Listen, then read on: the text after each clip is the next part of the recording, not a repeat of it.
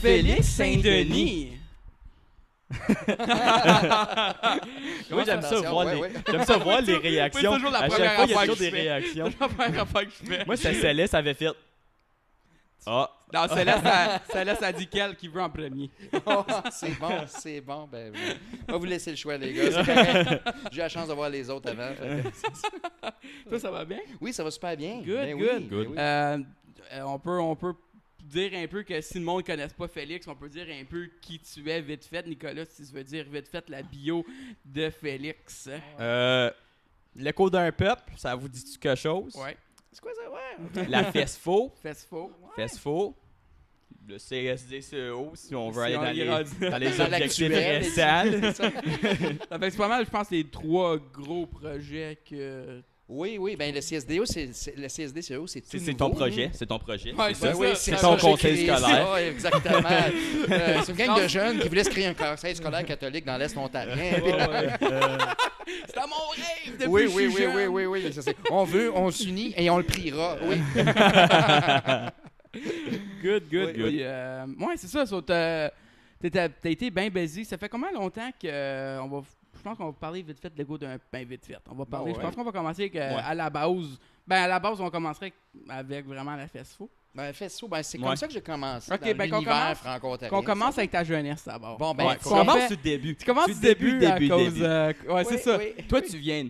Attends, je veux pas me tromper. Tu viens de Hawks? Oui, de la région de Hawkesbury. Ok. En fait, entre Hawkesbury puis Chute-à-Blondeau. Ah, OK. Et mon histoire a commencé à la fête des Irlandais le 17 mars 1966. Mes parents, ils ont bien fêté ça. Fait que le 17 décembre 1966, Ok. exactement 9 mois plus tard, je suis arrivé de ce monde. Yahoo! Il a calculé 9 mois d'avance. Qu'est-ce que ça pourrait Mais moi bien aussi, être, moi la aussi, fête? j'étais Oui, toi, clair. j'ai Moi, je suis check. le bébé de Noël. là. Ouais? Ah ben, ça, c'était un bon cadeau. Ouais. Ouais. Maurice, ma mère avait pas d'argent à guess pour Noël. Fait... Ouais. Que veux-tu? Un enfant? OK. OK. Non, Ok. fait que moi, je suis né au monde en 66. J'ai eu la chance d'aller à l'Expo. Hein, Ah, à la Montréal, en 1967, Ouais. en pouce-pouce, peace and love, let's go. Oui, c'est vrai. Tu t'en souviens-tu? Non. Ouais. Mais c'est là que ça a commencé. Mes parents s'en souviennent, Non, ben c'est ça, j'ai toujours grandi dans la région de Hawkesbury, entre Hawkesbury. Toute ma parenté, les Saint-Denis, c'était à Blondeau. OK. Ma mère est de l'Outaouais québécois, de Thurso. Fait que j'ai toujours... ben dans le coin chez nous, moi j'aimais bien ça. C'était le fun parce qu'on demeurait en dehors de la grosse ville d'Hawkesbury. Ouais, ouais. Mais dans un petit projet Grosse où ville on avait d'Hawkesbury. plein de choses, un bois, un champ, plein d'imagination. Fait que toute Ouais. mon enfance, toute ma jeunesse que j'ai faite, c'est bâtir des cabanes, faire des costumes, Mhm. puis inventer des histoires. Puis j'étais un des plus vieux sur la rue. Fait que à cette heure, je suis payé pour faire ça. C'est le Wow. fun, hein? C'est vrai. Wow. Donc, depuis ta jeunesse, t'as toujours aimé... depuis tes jeunes, Ouais. t'as toujours aimé... Compter des histoires, puis... Ouais, ben dans le T'as-tu fond... toujours été artistique? Ouais, je dirais quelqu'un de créatif Ouais? plus Ok. qu'artistique. Ouais. Artistique, oui, par la force des choses. Mhm. Mhm. Mais non, je suis quelqu'un qui sait s'entourer. Tu sais, il y a des choses que le monde savent moins. Quand j'étais petit, j'ai appris à dessiner. Je savais dessiner. Je sais pas comment ça se fait. Jardin, maternelle, je dessinais. Puis, en fait, même la maternelle n'existait même pas dans mon temps. Au jardin, Ouais. je dessinais, tout ça. Fait, au secondaire, tout ça. Mais mon implication avec l'univers franco-ontarien, ça a vraiment commencé un peu à travers mes parents. Mon père, c'est Yves Saint-Denis. Ma mère, c'est Hélène. Puis, il était président de l'ACFO au début des années 1980. ok. tu sais. OK. Fait que, ben justement, comme ta grand-mère, Ouais. justement, Ouais. l'équivalent, mais À cause de la fois que j'étais pas, là. ouais, non, C'est ça. ben, la faux, Ah, c'est ça. La faux, c'est la suite, si on veut, de la Ouais. faux, à cette époque-là. Puis, dans le fond, fait que oui, j'ai fait le tour de l'Ontario, tout ça. On visitait plein de choses historiques aussi, Sainte-Marie-aux-Hurons. OK. Mais c'était vraiment mon premier contact, c'était avec la FESFO. À un moment donné, on était à la ville de Québec. OK. Mes parents disaient, on s'en va là, il y a un sommet, c'est peuples francophones d'Amérique. Ok. Puis c'est là que la première fois que j'ai rencontré des jeunes de la FESFO, le conseil qui était là. Puis là, j'étais comme, wow! C'est quoi Ok. ce gang-là? Une gang de jeunes qui ont 15, 16, 17 ans. Ils se font des réunions, ils organisent des Toi, affaires. t'avais quel âge à cet âge? j'avais 14-15 Ok. ans. OK, J'avais OK. 15 ans. T'avais puis- environ leur âge, genre d'affaire. Ouais, OK. oui, c'est ça. Légèrement plus. Il y en avait qui avaient 15, mais il y avait Ouais, surtout 16, 17, mais c'est- autour ouais. de là. C'est ça. Fait que là, je dis, wow, du monde de mon âge qui Ah ouais. sont organisés, qui veulent changer le monde. Ouais. Puis, J'ai eu bien du fun avec eux autres. Puis de là, ben, j'ai commencé à m'impliquer beaucoup avec le FESFO. Là. Fait que, Mais toi, à la FESFO, quand tu étais, il n'y avait pas les jeux encore, c'est ça? Non, en fait... Il y avait Phil. Oui, en fait, il y même, avait la base, OK? Vraiment, avec la FESFO, il y avait du monde comme, justement, Jacinthe Bergevin, qui vient de Castleman. Elle, à l'âge de 17 ans, elle a créé un programme de formation en leadership qui va devenir la base du fameux camp à Couchiching. Ouais. Puis à l'époque, à la fin des années 70, début des années 80, c'était vraiment la revendication. Oui. Les jeunes franco voulaient avoir un camp en français, parce qu'il y avait un camp qui était bilingue anglais. C'est ça. Puis on voyait aussi avec les écoles, là, dans le temps où ils ont commencé à se séparer des Anglais puis avoir des écoles autonomes. Exactement, il y avait les crises scolaires. Il y avait eu la crise de Penetanguishene en 1979, justement. Donc, les mêmes années, Couchiching, ça se donne que c'est dans la même région, dans la grande région. Fait qu'on était dans ces années-là. Mais il y avait du monde qui était vraiment des visionnaires et des pionniers à la FESFO, comme Luce Saint-Pierre. C'était une jeune journaliste à l'époque. En fait, elle était une fille de communication. Elle avait créé un journal qui s'appelait Francoforce. Il y avait des dossiers vraiment révolutionnaires pour dans le temps, comme par exemple, un dossier sur la sexualité où elle parlait même du sida avant même qu'on connaisse les lettres sida. Elle parlait en tout cas, plein de choses, de différentes identités sexuelles, plein de choses comme ça. Fait que c'était vraiment bien. Puis moi, c'est ça. Fait que j'ai été sur le conseil de la FESFO, j'étais président d'école Hawkesbury en même temps, c'était très, très motivant. J'ai eu la chance de tomber en amour avec une fille de la région de Belle-Rivière. C'est où ça, Belle-Rivière? Belle-Rivière, ça, c'est dans le coin de... c'est bon. J'essaie de faire semblant, je connais ma géographie ontarienne, mais des petits villages. C'est pas trop loin de Pointe-aux-Roches. Alors, on peut savoir c'est où Pointe-aux-Roches? Pointe-aux-Roches, c'est pas très loin de Windsor, dans le fond. Ah, OK. Oui. C'est pour ça que je connais pas ça. Moi, après Toronto, ça n'existe plus. Là. Ah non, moi, t'as dit. Pourtant, la plus vieille gang de franco-ontariens, c'est toute la région de Windsor. Là, comme, ils sont les numéros 1, là, sont dans le top des tops. Nous autres, ça fait juste 150 ans dans notre coin ici, dans l'Est ontarien. Là, Mais je sais pas, à cause des autres, SDC, ça dit Where Ontario Began. Ouais, c'est comme... à cause du fleuve, là. Non, ça c'est de la BS, comme on dit en beau français. Mais mais sérieusement, c'est comme le 150e du Canada, tu sais, l'an passé. Ça, c'était ridicule. 150e de la Confédération. C'est 150e de la Confédération. C'est ça. Il y avait un monde avant la Confédération. Ben oui. Et il y avait un monde avant Champlain, en Ontario aussi. Oui. Ça fait au moins 10 000 ans qu'il y avait des premiers habitants ici. Ça, c'est clair. Oui. Mais non, c'est dans le fond, c'est que... les régimes britanniques s'est accaparé de plein de choses. L'histoire commence avec eux. Et c'est ça. Mais on sait que... Ben, dans le fond, c'est ça. Quand j'étais à Couchiching, je tombe en amour avec une fille du Sud-Ouest. C'est un gars qui connaît son histoire. Puis, ouais. La mienne, en tout cas. Puis, je l'ai mis avec des gars d'Iroquois Falls qui vont venir mes colocs plus tard à l'université. Ça, je connais ça, Iroquois Falls. Ouais. Il y a un gros bûcheron là-bas. Une immense statue. C'est là où Oui, parce que toutes des statues dans le nord de l'Ontario. Ouais. Après le monde de nord de l'Ontario, il faut éduquer ces gars-là. Avez-vous déjà tourné sa rotonde, les gars? Vous êtes déjà promené jusqu'à Kapuskasing, Hearst, Long-Lac? Oui. Moi, j'ai de la famille qui vient de Hearst. Là, c'est sûr, Nicolas. Mais c'est certain. Ouais. Moi, Hearst, je connais ça. Oui. Aller au King's, pogner des boules à King. Puis ça, c'est un des seuls. C'est le seul restaurant chinois que je connais, en tout cas, qui donne un ordre de toast en même temps. Hein? C'est ça la meilleure affaire. C'est des toasts avec ben du beurre. Ben du beurre. T'arrives une grosse pile, là, tu sais. Les Américains mangent des gaufres, puis chez King, qui est le restaurant chinois à Hearst, tu manges des boules à King. Des boules en fait, c'est des boules de poulet à King. Et avec une grosse ordre de toast. C'est ça. Ouais. C'est vrai. Fait que dans le fond, non, c'est ça. Il y a des statues partout dans le nord de l'Ontario. La vache à New Liskeard, il y a un bison à Earlton, la soucoupe volante à Moonbeam. Ouais, Moonbeam, c'est une ville bizarre comme nom, je trouve. Ouais, hein? Je sais pas c'est qui a fait, on va appeler ça Moonbeam. Puis il y a juste un gars qui l'a dit comme joke, mais après le monde, on fait « Ah ouais, ça a l'air d'un Moonbeam. » Un rayon de lune. Toutes sortes de légendes. Hein? Ben, il y a des astronautes américains qui s'y étaient allés passer leurs vacances au lac Rémy, proche de là. OK. Fait que de là, peut-être, comme il y a eu la NASA, le monde, ils ont oublié ça, mais tu sais, à Sudbury, avant, il n'y avait tellement pas d'arbres à cause de la fameuse cheminée d'Inco. Ah oui, la grosse cheminée. Là. Fait que la NASA, les premiers tracteurs lunaires, c'est à Sudbury qu'ils ont testé. Fait que, ouais. Ah bon. Ben, Sudbury, c'était Ça vous donne quelque chose de positif, Sudbury? Ben, mais ça. À part de ça, il y a... Il y a la nuit sur l'étang. J'ai des amis là-bas, là. Je vais pas les ruiner, là. Mais c'était un gros météorite, hein, Sudbury, d'ailleurs. C'était une grosse roche, une méchante grosse roche qui est tombée il y a bien longtemps. Ouais. C'est pour ça qu'il y a du nickel. C'est une des rares places sur la Terre qui a autant de nickel. Mais le plus que tu vas au nord, le plus que comme tu checkes à chaque 50 km, il y a comme une météorite qui atterrit ici. Après, c'est une grosse affaire, affaire touristique, il faut le dire vite. Là. Il y a peut-être il y a du monde qui arrête. Là, même la NASA est allée. Là. Les astronautes vont dans le nord, justement à Sudbury, à Moonbeam. Ouais. Qu'attendez-vous? Gens de Toronto, let's go. Le Nord, c'est pas Barrie. Le Nord, c'est pas Nordby. Il y a pas... Non, les Inuits, ça commence à Sturgeon Falls. OK? C'est clair. Donc, toi, veux pas, t'as eu une jeunesse où t'as eu t'avais un grand attachement à la francophonie ontarienne, mais t'étais aussi métisse? Ou t'es-tu métisse? En fait, non, je suis pas métisse. Non, en fait, j'aimerais donc ça. J'ai le teint. Je pensais que t'étais métisse. J'ai le teint foncé, j'ai les cheveux longs, tout ça. Ouais. Tu fais l'écho d'un peuple. J'ai beaucoup dans la promotion de la culture autochtone parce que ça fait partie de notre culture franco-ontarienne. Mais t'as des descendants.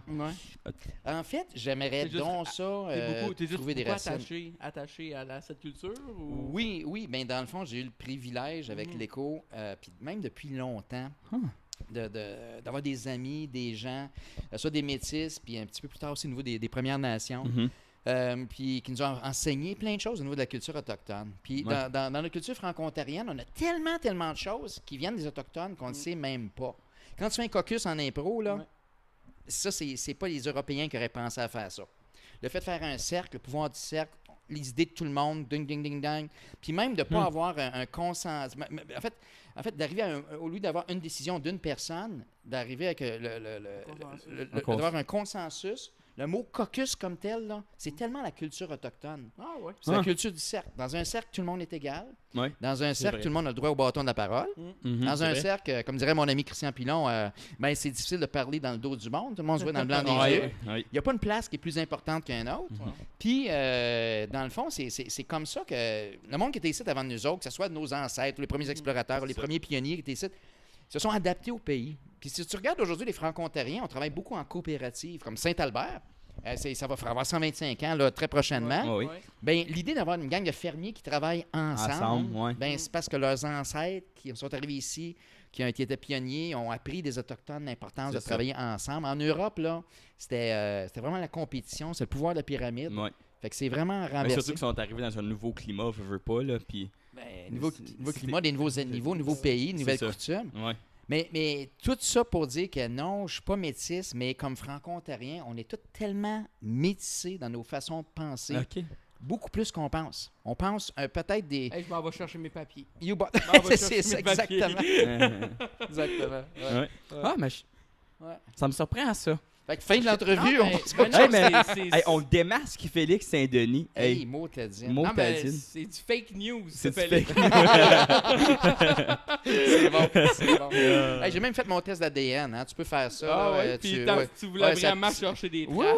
Oui, ben dans le fond, je vu que je travaille en histoire. Comme plus loin, genre? Non, ben il faut dire que le sang autochtone, c'est difficile des fois à déceler. Mais tu sais, tu payes 150$, tu craches dans 2 éprouvettes, puis ils t'amènent des fait ça avec j'ai 20% de gens portugais, espagnols, lointains.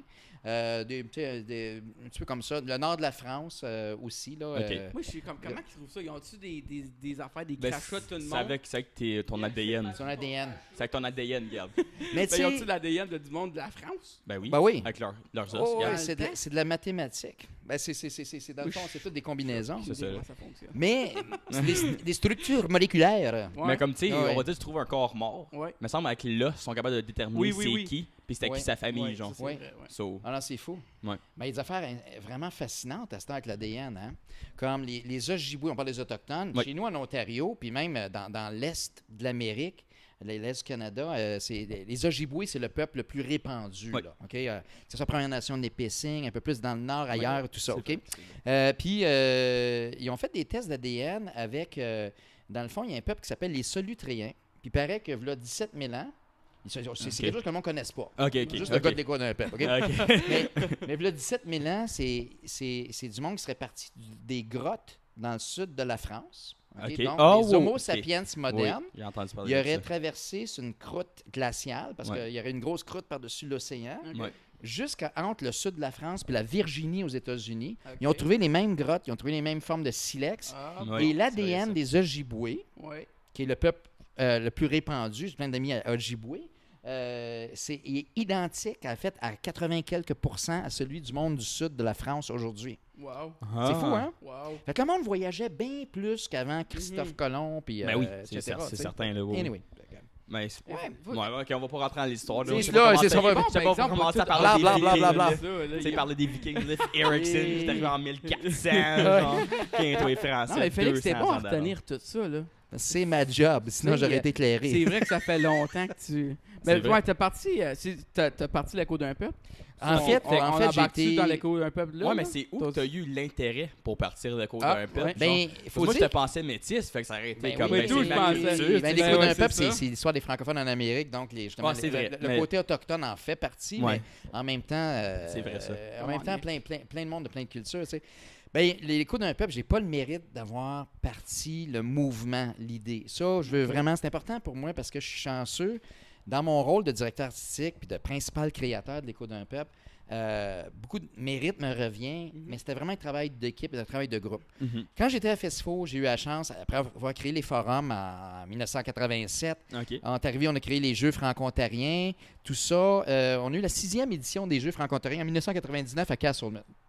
Puis, de là, il y avait une belle gang de bénévoles, des Sylvain Charlebois, Marc Picard, Denis Savage, plein de gens comme ça. Et Briand Saint-Pierre. Ah, ça, on le connaît. Celle-là, on le connaît. Oui, justement. Il me semble que Marc Picard, ça me dit quelque chose. Marc Picard, je connais ça, Marc. Ah, Marc Picard! Il fait cours de conduite de cham. Oui! C'est le Joe Montferrand de Castleman. 6 pieds 4 par 6 pieds 4. Ah, oui. Un casse de C'est un méchant morceau d'homme, ça. Ah non, il y a des champions de bénévoles dans nos communautés. Marc Picard, il ne sera jamais reconnu, ce gars-là. Il n'aura jamais un prix du gouverneur général. Mais il a fait tellement de différence, comme plein d'autres. Tout ça pour dire qu'il y a un gars qui s'appelle Alain Dagenet, qui est un ingénieur en Embrun. Il avait vu un gros spectacle en France qui s'appelle Le Puy du Fou. Puis il a vu ça en 98 à peu près. Fait qu'en l'an 2000, après, on venait de vivre SOS Montfort en 97. On a redécouvert notre fierté franco-ontarienne. En 98, c'est la crise du verglas. Fait que dans le coin de Castleman, toute cette région-là, jusqu'à 5 semaines, pas d'électricité, en plein mois de janvier, le monde a redécouvert le pouvoir du cercle, le pouvoir de travailler ensemble, de survivre sans électricité, mais pas juste survivre, mais d'avoir du fun. C'était comme un party du jour de l'an continu. Là, c'est vrai, le monde, il voyageait de maison en maison. mais c'est vrai, les gars, c'était incroyable, parce que ça a commencé le 6 janvier, la crise de verglas. Puis, et tout ça pour dire que, dans le fond, de là est venue la vague, le mouvement de pouvoir créer l'écho d'un peuple. Puis ils sont venus me chercher comme personne créative, simplement. Puis je suis devenu directeur artistique par la suite. Fait que je suis parti de la FESFO, ça faisait 15 ans que j'étais là. Fait que, dans les oiseaux, il y avait l'idée première qui voulait faire ça. Il fallait faire un spectacle, oui. Ça s'appelait Francocénie au début, c'est le nom de l'organisation. Parce que le plus gros spectacle au monde, c'est la Cinécénie du Puy du Fou. Sous-titre, P-U-Y, espace F-O-U. Allez googler ça et vous allez tomber sur votre derrière. C'est incroyable. Walt Disney va acheter des idées là. C'est des Français en Vendée, donc dans l'ouest de la France, qui ont créé ce qui est le plus gros spectacle permanent au monde. C'est hallucinant. L'écho d'un peuple, nous autres, on avait entre 200 et 300 personnes sur scène. Ben, eux autres, là, c'est 1000 personnes sur scène, un spectacle. Laisse faire le Cirque du Soleil. Non, c'est hallucinant. Le Cirque du Soleil. Ils sont en pleine campagne, là, tu sais. Fait que, non, c'est fou. De là, l'idée, depuis j'étais chanceux de comme fasse confiance, puis j'ai ramassé plein de bons mondes dans la création, puis c'est ça. Ça, c'est en quelle année, ça, que l'écho de peuple? L'écho de peuple, en 2000, au niveau de l'idée. Puis on a eu des premiers argents, des prêts de service des 3 conseils scolaires de la région, entre autres aussi. On a pu libérer Briand Saint-Pierre pour faire la musique, Lise Paiement pour écrire le spectacle avec moi, puis le signer l'ensemble des chansons, diriger le monde en studio. Par la suite, Carole Mire au niveau de la mise en scène. On a cherché un paquet de bons mondes, dont Geneviève Étier, qui était notre jeune costumière à l'époque, qui est devenue ma conjointe. Puis elle est métisse. Elle, c'est vrai. Fait que c'est pas une fake. Moi, je fais pas à croire. Moi, j'ai pas de fake news. C'est ça. C'est vrai. Oui, oui, c'est vrai. Elle chante très bien. Oui. Puis elle est super bonne. Puis elle, comme plein de franco-ontariens, tu sais, peut-être qu'on en a du sang métis qu'on ne le sait pas à cause des fameux pensionnats, tu sais. Puis souvent, je sais que moi, ils ont fait mon retracement génétique. Puis je pense que je suis 9e ou 10e génération. Mais ça a été très compliqué à savoir. Dans le temps, quand ils voulaient se marier, la femme changeait son nom. Donc moi, mon ancêtre autochtone, son nom, c'est Marie Godard. Marie Godard, tu penses pas qu'elle est Huron. Elle n'est pas Huronne, tu sais. C'est ça, oui. Non, mais ça, puis l'affaire la plus dommageable, c'est les fameux pensionnats pour Indiens. C'est pendant 7 générations. Ça a commencé là, quand le Canada a commencé, là, avec la Confédération. Là. 51 ans. Oui, c'est cela. Dans le fond, c'était... faut le dire, il faut s'en rappeler que Johnny McDonald, que le monde ignorant qui célébrait l'an passé, dans notre histoire, c'est comme le Darth Vader de notre histoire. C'est vrai. Pour les Autochtones, c'est terrible. Il fait du nettoyage ethnique. Lui, Georges-Étienne Cartier, tout ce monde-là ont créé les pensionnats pour Indiens. C'est une machine d'assimilation. Ce qui fait qu'il y a plein de monde comme les ancêtres de Geneviève et peut-être les ancêtres de Christian Pilon, puis plein de monde aussi qui ont leur racine aujourd'hui, qu'ils ont redécouverte. Mais qu'on a caché à un moment donné que les enfants étaient autochtones. Surtout si c'était dans une famille métisse. On dit non, nous autres, on est blancs, on a le teint foncé. Là. On a les cheveux là, on a le teint foncé. En fait, on est foncé, mais non, on est blanc, on n'est pas indien. Fait que, Ben, c'est sûr que ce type de pression-là que tu rêves pas, là, ça remonte à longtemps. Là. Moi, l'autre jour, j'ai réalisé que l'affaire, c'est-tu Marguerite Bourgeois? C'est-tu elle qui attirait les Autochtones avec la tire? Oui. C'était pour les assimiler à l'école avec la religion? Ça, là, il faut faire attention à ça. Le monde qui sacrifie, là, je vous parle, là, le monde qui bannisse des choses comme Marguerite Bourgeois. Non, c'était du colonialisme, tout ça. Écoute, c'est des nouveaux mondes qui se rencontrent. C'est l'ancien monde qui rencontre le nouveau monde. Je pense pas qu'elle avait vraiment des mauvaises intentions plus. Au contraire, il faut pas oublier que ces enfants-là, ils ont des parents. C'est ça. Fait qu'à un moment donné, si les parents veulent, les Premières Nations qui accueillent les gens sur leur territoire, ben regarde, eux autres aussi veulent s'enrichir, ils ont des choses à partager. Dans la culture autochtone, on échange. Fait que oui, elle a fait de la tire, oui, elle a, mais à un moment donné, c'est que il y a des coutumes, des traditions, puis il y a des légendes qui entendent. Marguerite Bourgeois, sincèrement, là, si tu regardes ça de même, c'est une des femmes les plus rebelles de notre histoire. C'est incroyable. Puis c'est de valeur aujourd'hui parce que à cause du manque de popularité de la religion, si on veut, des retours du pendule, à un moment donné, c'était trop contrôlant. Le monde a comme oublié, puis il y a des personnages... Elle, c'est une des premières femmes au monde, une des premières sœurs qui est sortie du cloître pour aller travailler parmi le monde. Autrement dit, là, qui est sortie du couvent, puis qu'elle allait aider le monde. C'est Marguerite Bourgeois qui a matché, le monde qui sont canadiens et français, c'est elle qui a matché nos premiers ancêtres. Il y avait des soldats, il y avait des colons, il y avait des coureurs des bois. Quand les filles du roi sont arrivées, elles faisaient des soirées, c'était comme des raves de l'époque. C'est ça. Mais c'était la matchmaker dans ce temps-là. Là, oui, coup de foudre. C'est ça. Wow. Ouais. Ah non, il y a plein de personnages. Il faut faire attention de ne pas faire on appelle ça du révisionnisme dans l'histoire, puis de tout effacer. Et non, c'est dangereux de faire ça. OK. Ouais. Et voilà. C'est ça. OK, bien si on continue, ça fait que vous avez parti en 2000. Je pense que moi, j'ai été voir le 5e de l'Écho d'un peuple. 5e année, hein? Me semble que j'avais été. En 2008. En 2008, ça se j'ai vu plus qu'une fois. Moi, j'ai vu plus qu'une fois. Oui, hein? Moi, je pense que j'ai juste vu une fois à la ferme Drouin. Oui, hein, c'est ça. Mais je l'ai vu quand vous présentiez partout. En tournée partout, ben oui. Mais le show que vous faites avec le bateau qu'elle fait. Oui, ce qu'on appelle le méga spectacle. C'est comme ça qu'on l'appelle, le méga.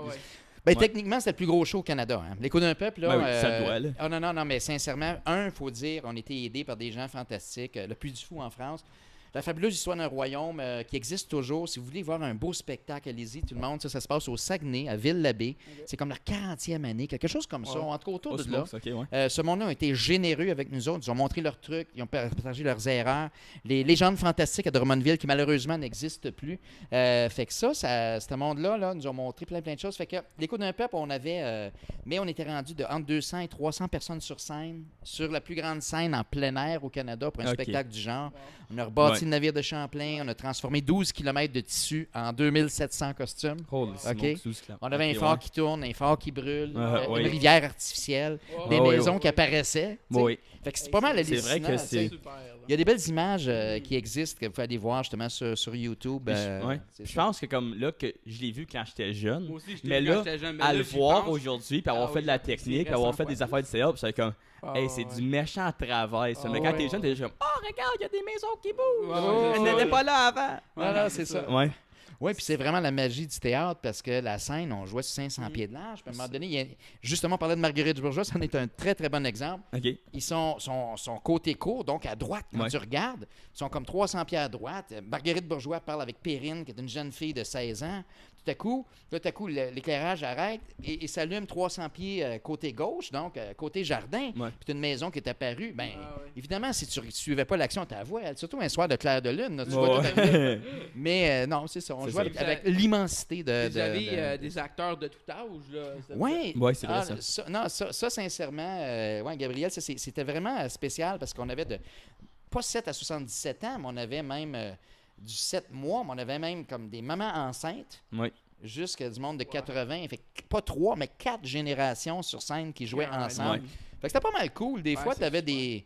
Tu sais, l'Écho d'un peuple, ça a fait qu'il y a plein de monde qui se sont rencontrés. Je regarde, tu sais, comme...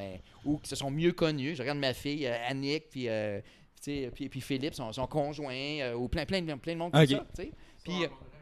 Puis, mais en même temps...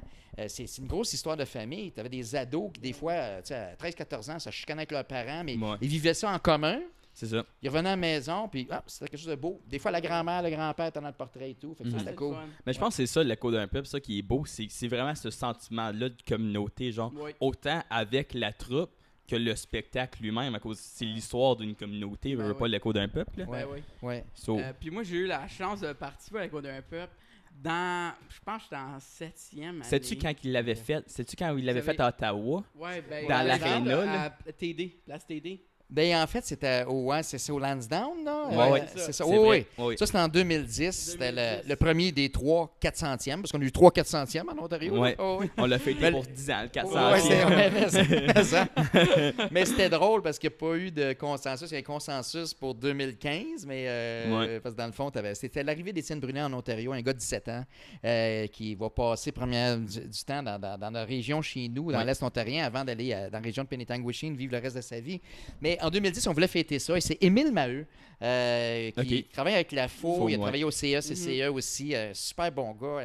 Mon grand chum, on a grandi ensemble à la FESFO. Puis Émile avait eu l'idée, ça serait le fun de faire quelque chose d'immense pour le 400e. Les 3 conseils scolaires de la région sont embarqués. Le ministère de l'Éducation, qui est toujours fidèle au rendez-vous. Une chance qu'ils sont là pour l'Écho d'un peuple. On a fait ce gros spectacle-là. Il y avait 400. On était 409. On voulait être 400 comédiens pour le 400e. On était 409 comédiens. Fait que t'étais là, toi. Oui, j'étais un des... je pense un matelot, c'est comme ça? Ça se peut? J'étais comme dans la première acte, on embarquait puis on chantait. Moi, j'ai quitté Mère et Patrie pour me rendre ici. Phil Veilleux. On était deux. On était des matelots. Il me semble que ça te va bien encore, ce Gabriel Matelot, là. Ouais? J'ai les bras pas. Tu les tatoues avec les laits. C'est ça qui me manque. Tatou d'un nample. Non, ça, c'était tout un show. Ça, c'était la fin de semaine. Puis c'est pas comme si tu as eu ben du temps pour mettre. Non. C'est comme tous les spectacles en région, on monte ça en une semaine. Après le méga spectacle. Tu montes le. Ok, pas l'Écho d'un peuple. Non, mais les spectacles en région qu'on fait, c'est ça. Je pensais que tu parlais du méga spectacle, tu montais ça en une semaine, j'étais comme mot, t'as dit comment tu fais. Ça, c'était énorme. Le méga spectacle, regarde, on commençait les répétitions, on faisait du recrutement à l'automne, au début de l'hiver. On commençait les répétitions au mois de février. Le monde, là, il venait là, de 2 fois par semaine. Un soir, plus une demi-journée le dimanche. Puis. Donc, il y avait au moins 6 heures de répétition par semaine, de février jusqu'à la fin juin, on commençait nos spectacles. Fait que c'est pour ça que c'était tellement en tête, tu sais. Ouais. Fait que c'est ça, les spectacles qu'on fait en région, c'est émouvant, c'est l'histoire locale, c'est l'histoire régionale. On a fait des nouvelles scènes comme le Grand Feu dans la région du Témiscamingue ou, entre autres, on a fait ça également à Castlemaine. On a eu d'autres scènes qu'on a créées sur mesure, dans le fond, dans toutes les régions qu'on a visitées, parce qu'on a visité 30 régions différentes. Ah, OK. On est rendu à quand même, c'est quand même phénoménal. C'était des histoires différentes à chaque fois? Bien, c'est qu'on adapte. On adapte. Tu as peut-être le 2/3 qui est l'histoire commune. Ouais, c'est ça. Et puis, mais en même temps, on Mais là, personnalise. quelque chose de spécial pour l'alentour de qu'est-ce qui est assuré Ben, dans c'est ça. Puis beaucoup de choses qu'on pouvait adapter aussi. Avec le temps, j'ai pu bâtir des banques de choses. Même si on était dans une région plutôt Anishinaabe, Algonquin, ben, notre première scène d'accueil, c'est avec des chants algonquins, si on veut. C'est plutôt un pays Haudenosaunee ou la région des Hurons, des Wendat, c'est autre chose, tu sais. Fait que, mais il y a eu des autochtones partout. Fait que ça, c'est ça. Wendat. Wendat. Ben, Michel Pernas s'en vient chez nous tantôt, d'ailleurs. Oui, grand chansonnier. Il s'en vient animer dans les écoles CSD-CAO cette semaine. Cool. Ouais. C'est le fun. Mais moi, je trouve qu'il y a une nouvelle comme un... je veux pas dire un retour à l'arrière, là, je sais pas ça serait quoi le mot, mais revenir à nos racines, genre même si c'est pas nécessairement les autres, mais celle du Canada, genre je trouve dans les derniers 5 ans, beaucoup il y a encore plus d'emphase sur comme la vie autochtone, puis comment que tout ce qu'on a fait, là, tu sais, veux pas, ça commence à venir à la lueur, là, puis après ça commence à sensibiliser les gens. Il était temps, Nicolas, parce que ça n'a pas de bon sens. Les Premières Nations à qui on s'est métissé beaucoup, c'est ce monde-là nous ont accueillis, guidés, nourris, soignés, puis souvent même sauvés. Je checkais un documentaire, puis après, comme quand les Blancs sont arrivés, ils étaient comme « Ah, t'es différent, mais bienvenue, on t'accueille. » Puis après, les Blancs, ils ont sorti avec des guns, on a commencé à les tuer pour aucune raison. Puis après, on a apporté plein d'affaires à eux autres, comme plein de maladies qu'eux autres, il n'y avait pas. Ça, les maladies, ça, c'est de la biologie qui se rencontre. Ça, il ne faut pas oublier ça. C'est pas le seul endroit. Ça, c'est deux univers. Mais c'est vrai. Mais regarde, mais la différence, c'est important, il y a une nuance importante, parce que on est donc fiers aujourd'hui, comme il disait Jean Chrétien, d'être dans le meilleur pays du monde, tu sais. C'est vrai. Oui, c'est sûr. Shawinigan! Mais non, mais ce qui est intéressant, c'est qu'au Canada, c'est vrai qu'on a des belles valeurs extraordinaires. On est des gens accueillants. On est ouvert justement à l'immigration, aux étrangers. On partage. On a un système quand même assez socialiste comparé à d'autres pays. On est un pays en paix. On cherche l'harmonie. Ces belles valeurs-là canadiennes, ben c'est pas tombé du ciel. Ça vient des Premières Nations. Puis c'est important la nuance parce que quand les Samuel de Champlain sont arrivés de France, il y en avait une attitude très différente des colons britanniques qui vont arriver par la suite. Jamais à l'époque de Champlain, on aurait créé des pensionnats pour Indiens. Ça, c'est clair. Ça, c'est la machine de la Confédération. Johnny MacDonald, notre Darth Vader de l'histoire. Il ne faut pas oublier ça. Et c'est important de connaître l'histoire pour ne pas bégayer, pour ne pas recommencer. Aujourd'hui, le Canada, c'est une terre d'accueil. Ça l'est depuis longtemps. Ça l'est depuis des milliers d'années, d'ailleurs. Et Toronto, c'est la ville la plus multiculturelle au monde. Bien, là-dedans, c'est important de connaître notre histoire, mieux la partager, mieux accueillir, puis mieux s'enrichir de celle des autres aussi. Pas faire ce qu'on a voulu faire il y a 150 ans. Tout le monde pareil, toutes les assimilés. C'était terrible, tu sais. Mais c'est ça, j'aimerais voir. C'est comme, si tu veux pas, à l'école aussi, comme on apprend comme le beau de l'histoire. Ou un côté. C'est ça, on apprend, on voit pas les deux côtés de la médaille, genre d'affaires. Après, comme ça, puis il y en a beaucoup, là, tu sais, aussi avec les chemins de fer ou qui ont pogné les Asiatiques. Je pense que c'était des Japonais exactement. ou des les Chinois, entre autres. Mais les Japonais ont été... regarde, les Japonais ont été mis dans des camps de concentration. C'est ça. En Colombie-Britannique. Il y en a qui sont ramassés à Kapuskasing pour bâtir plein de choses. Puis après aujourd'hui, nos valeurs canadiennes, c'est bienvenu tout le monde. Mais tu check il y a 100 ans, même pas, les pensionnats, ça finit quoi, peut-être les années 80? C'est-tu quand est-ce? Oui, je pense 1996. OK. La fermeture du dernier pensionnat pour Indiens. Il y a le film, je suis content qu'ils ont sorti le film Indian Horse. L'as-tu vu? Non, j'ai pas eu la chance. Vu. Il est très bon. C'est très bon. Si tu connais pas c'est quoi un pensionnat pour Indiens, c'est une école résidentielle, Residential Schools. Il y a un film, c'est en anglais, il est traduit en français, ça s'appelle We Were Children. Faut que tout le monde voit Ça. J'ai entendu parler. C'est la plus grosse honte de notre histoire. Ce qu'on a fait de 150 ans, là, c'est terrible. Pas pour rien que sur certaines réserves, dans certaines communautés, regarde, il y a des problèmes sociaux partout. Là. C'est ça, Okay, c'est ça. Dans n'importe quel peuple. Mais certaines communautés, de génération en génération, ces gens-là ont été abusés, violés, comme battus. Il y a des cycles de violence qui sont perpétués. On les a déracinés. On a sorti des enfants de leur famille. C'est terrible. C'est honteux. Moi, j'ai honte d'être Canadien. Je pas honte d'être Canadien, mais cette partie-là est tellement honteuse dans notre histoire. Il faut réparer. Il faut aller à l'écoute des Autochtones.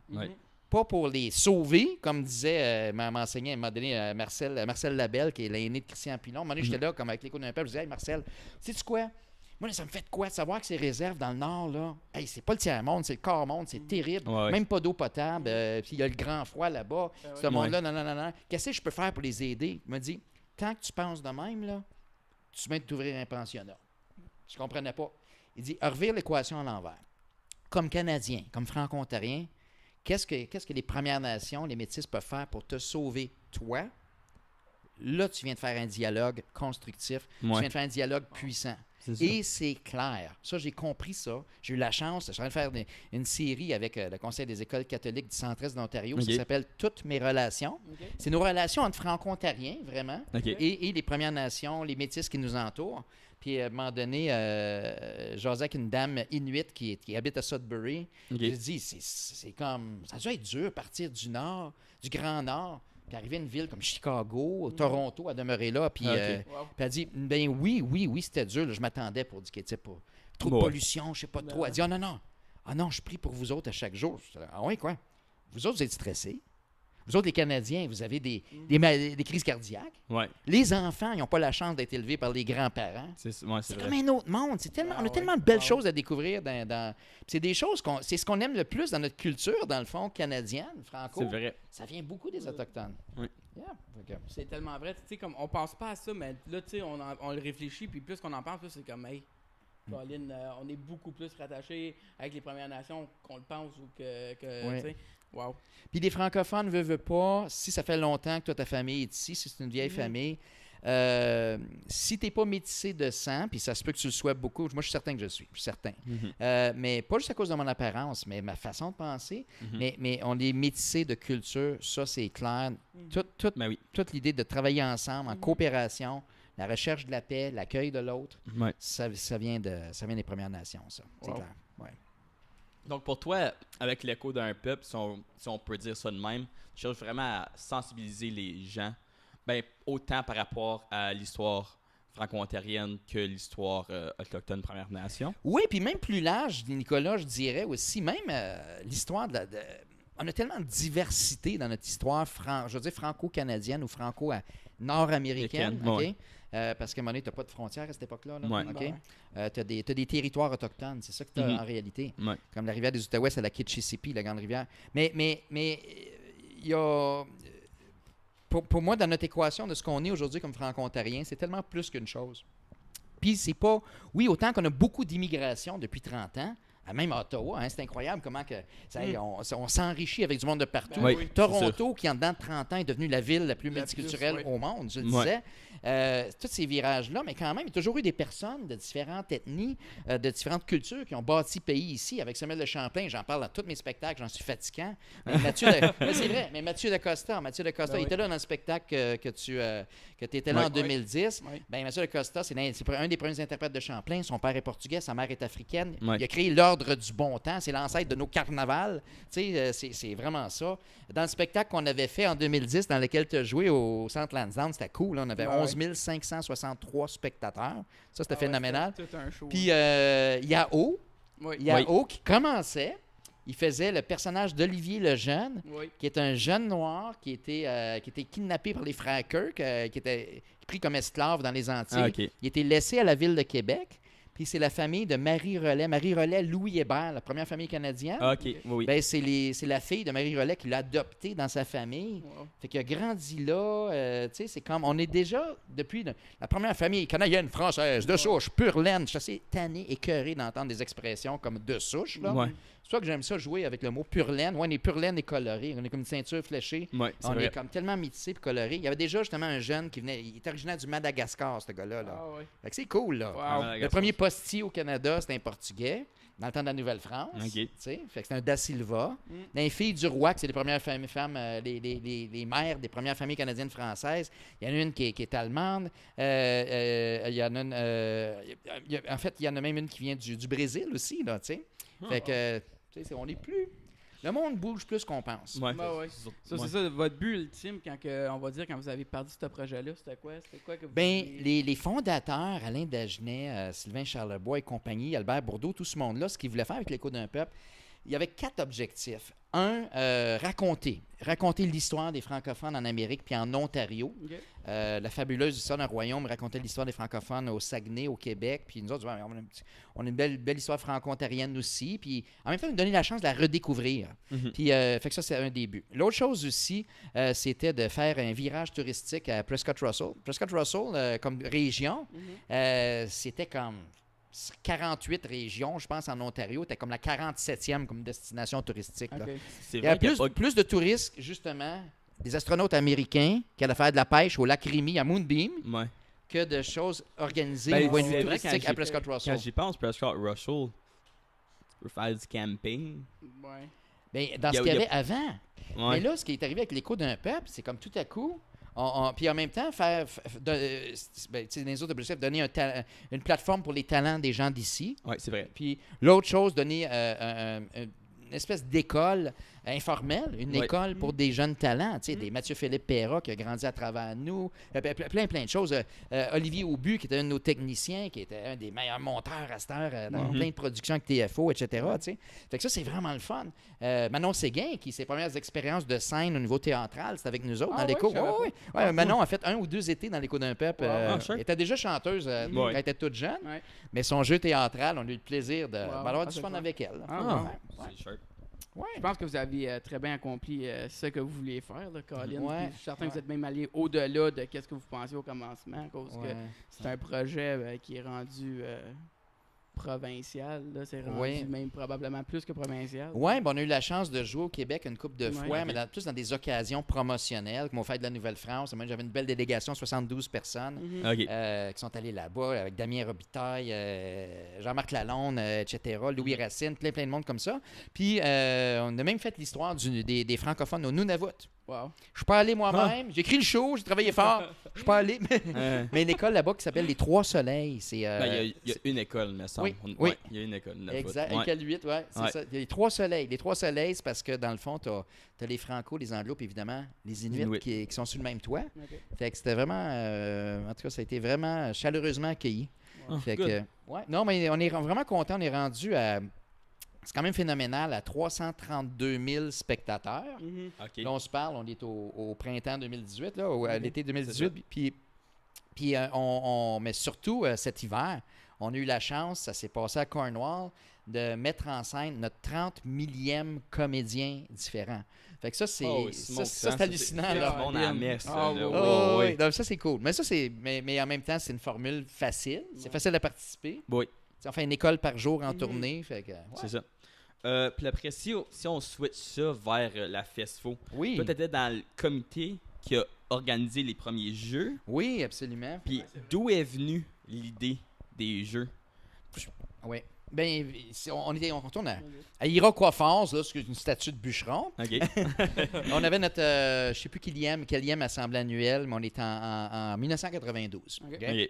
On venait de faire les manifestations pour La les FESFO, collèges, tout justement, ça. elle existe depuis quelle année? À peu près 75 au niveau Ouais, de l'idée, 77 de façon plus formelle. Ouais, c'est OK? ça. Fait que, puis, Ça, c'est juste coach, là. ouais, ben, Au ben- début, c'était coach. ben, au début, c'était coach, mais le programme de formation en leadership de Jacinthe Bergevin, le journal Francoforce de OK. Luce Saint-Pierre. Moi, comme tu disais. Je répète ces noms-là parce que dans l'histoire, ils sont oubliés à un moment donné, puis c'est des personnes exceptionnelles. Tu sais, Guy-Marc Dumais qui a fait les premières activités régionales. Ah, OK. Nathalie Charlebois de Castleman qui m'a formé au niveau de l'animation. Tu sais. Fait que dans le fond, on se retrouve en 1992. On venait de faire 3 ans de tournoi d'improvisation avec TFO. On appelle ça le match d'impro, une série télévisée. Ben, c'était le vieux La Folie, c'est ça? Non, parce Non, que La ok. Folie, ça existait déjà. Ok, ben c'est ça qu'on parlait avec Steph. C'est ça qu'on parlait C'est avec ça. Steph Pocket, là. C'était le 30e anniversaire cette Ok. année, justement. Là, c'était à Castleman, Oui. dans mon conseil, Oui. qu'on a accueilli ça. Puis bravo à Carole Desforges qui a créé ça. Elle était à Timmins, je pense, à l'époque. Puis, Oui. mais parallèlement, c'est qu'on voulait faire une formule de tournoi, donner la chance à des écoles plus petites qui n'étaient pas en capacité d'avoir une équipe d'impro ou une équipe d'impro assez solide. C'était moins Ouais, du connu même à l'époque. calibre, Hein? là. Ouais. Fait que, tu sais, mettons, tu étais à l'école Carrefour Supérieur Nord à Wawa. Il était 97 Ouais. à ce temps-là. OK?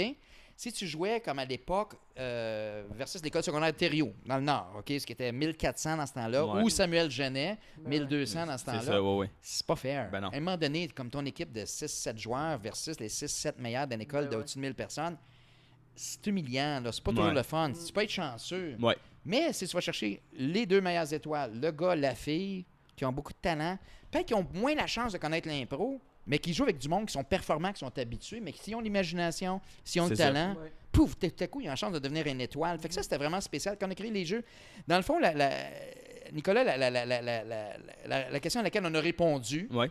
c'était dans une table ronde, pendant une assemblée de la FSO, quel serait l'élément, quelle serait l'activité, comment est-ce qu'on pourrait réunir tous les franco-ontariens, mais toutes sortes de jeunes. Parce que dans le temps de la FESFO, c'était beaucoup les leaders des conseils étudiants, le monde qui aimait le plus le français, là, les plus artistiques, disons, les plus culturels, les mordus de la nuit sur l'étang, du festival franco, tout ça, tu sais, les convaincus. Mais aller chercher des artistes visuels qui n'avaient rien. Visionnaire n'existait pas. OK. Dans le fond, toutes sortes d'artistes. Il va y avoir la même chose. On a fait le volet musique à partir de 1999. Il n'y avait pas encore Quand ça nous chante. Ah, Fait OK. que tant mieux. Je suis bien content que mon chum Robert-Guy Despatie, qui a eu la chance de créer plusieurs de ces événements-là. Robert. Ça, c'est un grand pionnier de notre histoire. Mais lui, il venait du Sud.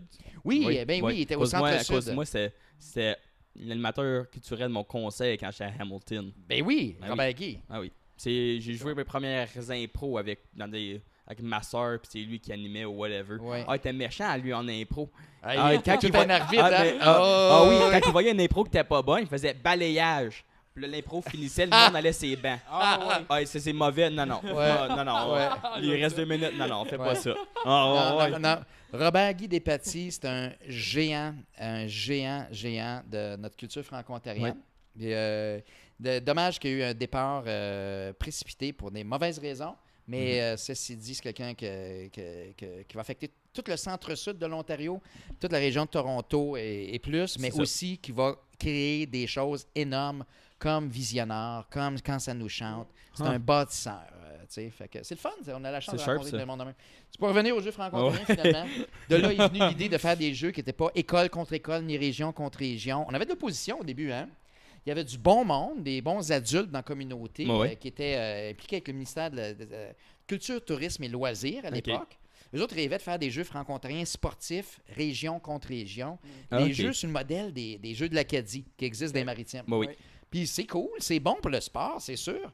D'un point de vue culturel, c'est peut-être pas la formule qu'on avait besoin en Ontario. Puis d'un point de vue leadership non plus, c'est ça. C'est que même encore aujourd'hui, au jeu de l'Acadie, veut pas des régions comme des grosses villes comme Moncton, ben ils vont crémer une petite région, Bathurst. Mais même des petites régions de l'île du Prince-Édouard, supposons, là, tu comprends, là, c'est pas juste, tu sais. Fait qu'à un moment donné, fait que ça, moi je suis même allé observer les Jeux de l'Acadie, j'ai appris plein de choses qu'on a ramenées, entre autres dans la structure des cérémonies d'ouverture puis de clôture. Plein de belles choses, bravo pour les Acadiens. Nous, en Ontario, on a besoin de d'autres choses. C'est le fun parce que ces jeux-là, la formule, elle a inspiré directement la création des Jeux de la francophonie canadienne au niveau de la formule. Puis Réal Leroux, qui est un autre grand franco-ontarien, Réal Leroux, c'est quand il était plus jeune, il a créé Balle de neige. C'est un gars de Castleman. Il y a lui qui a organisé la visite quand le pape est arrivé à Ottawa. Encore à ce jour, en 1984, j'avais 17 ans, j'étais à l'université. Je vous jure, les gars, j'ai jamais vu ça, autant de monde. C'était aussi dangereux de se faire piétiner dessus que sur le bord du canal Rideau, quand il est passé dans sa pape mobile, qui est un bateau blindé. Puis, avec des grosses fenêtres anti-balles, puis c'est weird. Puis le pape s'était fait attaquer, hein? Imagine-toi, OK? Une couple d'années avant, le pape... Puis quand il est passé, là, tu vois des milliers de personnes qui couraient sur le bord du canal. Là, on entendait juste... C'était hallucinant. ouais. Anyway, ça pour dire que Réal Leroux va créer un des créateurs du Festival franco-ontarien. OK. Là, il avait vu les Jeux en 99 à Castlemaine. Il a dit, bon, ben c'est bon, on joue de la francophonie mondiale. On a déjà des vols artistiques. On va consolider ça. C'est important. C'est une belle confirmation. Fait que c'est le fun. OK. Ouais. Donc, c'est Sharp. Donc, OK. Je savais pas que c'était basé sur les jeux de l'Acadie. Je savais pas que ça existait. Ben, Je en savais fait, pas que... les Jeux de l'Acadie, il y a un modèle. C'est ça. Puis après, Mais vous avez rajouté la culture, volet Ouais, ben, impro, ça musique, confirmait. office, là. D'une certaine façon, ça a confirmé que c'est pas ça qu'on voulait Pas de faire. compétition entre les gens. Non, C'est ça. exactement. Puis tant mieux, l'Acadie ont plein de belles autres choses qu'il n'y a pas en Ontario. Ouais. Tu sais, c'est Ben différent. Je veux Fait pas, que- eux autres aussi, je trouve qu'ils ont... Je veux pas, les Acadiens ont une plus grande fierté acadienne que nécessairement les Franco-ontariens. Eux là. autres, ouais. Ben, dans le fond, il y a eu un événement majeur, C'est ça. malheureusement, là, tu sais, Ils qui ont s'appelle fait une la déportation. déportation. Hein, tu sais, comme... C'est ça. Mais chez nous, en Ontario, on a eu d'autres événements. Tu sais, Ouais. puis tout le mouvement coopératif, pas pour rien que c'est venu au monde. Ouais. C'est peut-être plus fort encore ici. Peut-être. Steph, il avait mentionné ça. Ce que nous autres, c'est tough à cause qu'on on est très, très répartis. Tu sais, on est C'est partout, vrai. partout. Ça fait que... Territoire tu sais, est immense, les là. autres, C'est ça qu'il Hearst, là, Ouais. c'est long. Oh, oui. Tu peux être fier, mais tu vas C'est pas être ça, 12 tu vas heures, pas être 12 heures de fier, là, tu sais, c'est ça. Ah non, non. Hey, puis t'as l'Ontario puis l'Ontario. C'est ça. OK, comme le monde, c'est drôle parce que le nord de l'Ontario, check à la carte tout le monde, là. Sérieusement, c'est hallucinant, OK? T'as le nord puis le vrai nord. Ouais, ben Hearst, c'est... C'est même pas au centre, là. Ouais. Est-ce que c'est le nord? Après, ben, ça monte jusqu'à des James, là, Ah, l'Ontario, là. ouais. il y a- Et même, même plus. comme vers Churchill. Hey, c'est- tu check, géographiquement, là, en pieds carrés, là, tu sais, justement, tu connais bien Hearst, la famille vient de là. T'as Long-Lac, t'as la ligne Hearst-Long-Lac qui Ouais. descend jusque vers Thunder Thunder Bay. Bay, ouais. OK? Là, Thunder Et ça Bay, continue jusqu'à Red Lake. Là. Ouais. Red Lake, c'est la place la plus au nord qui a un chemin que tu peux Ouais. prendre. Puis ça, c'est quasiment collé sur le Manitoba.